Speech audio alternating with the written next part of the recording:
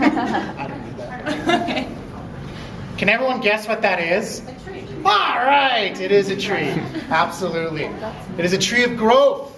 And just like being a teacher, you're continually growing, branching out into new areas, expanding your knowledge as you go. Our leaves from our little squares that we made are personalized with words that we feel represent what it means to be an awesome teacher. Sorry, Steph.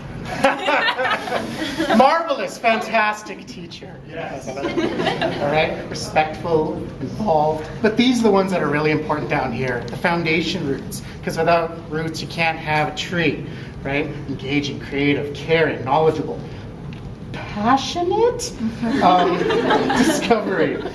So all these words, and then our names are the apples, right? But eventually you fall from the tree.